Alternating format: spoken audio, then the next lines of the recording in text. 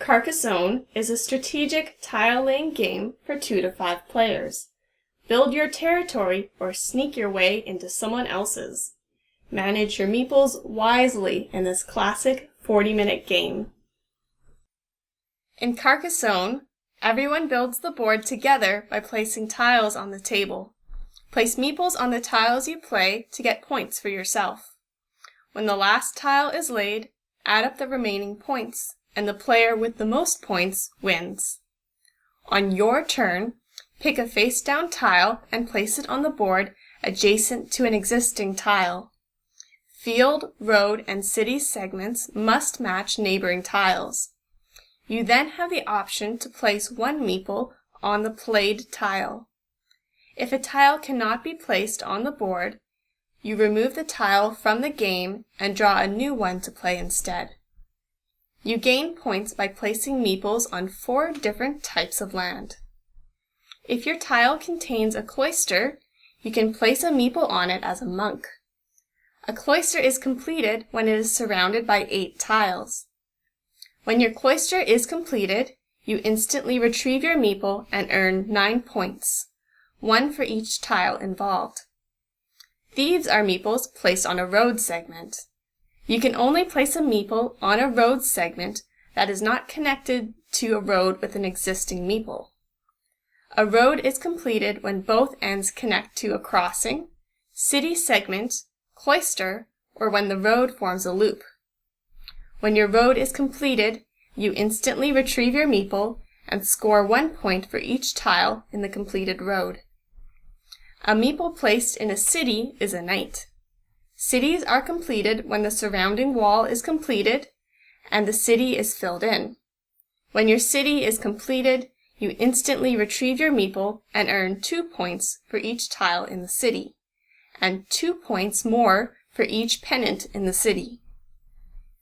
The fourth and final way to score points is by placing a meeple as a farmer on a field segment. A farmer remains on its tile for the entire game and only scores points at the end of the game.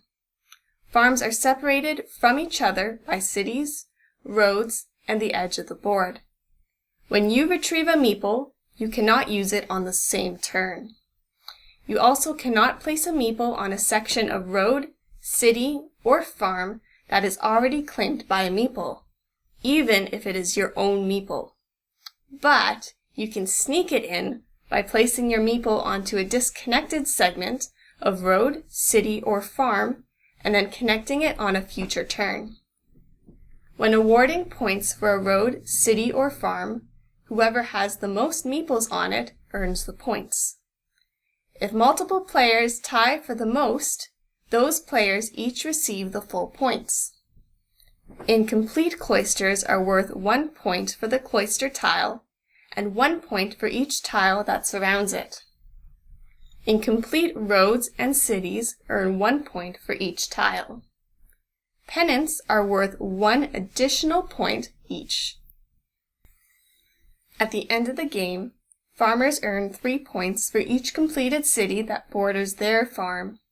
A single city can be counted for multiple farms if it shares a border with more than 1 farm.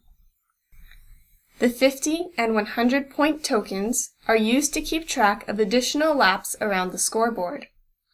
To start the game, place a starting tile face up in the center of the table. Shuffle the remaining tiles and stack them face down. Each player places 1 meeple of their color on the scoring track, and then you're ready to begin. To speed up the game, consider having players pick up their tile at the start of the game and at the end of each turn to give them a whole turn to plan their next move.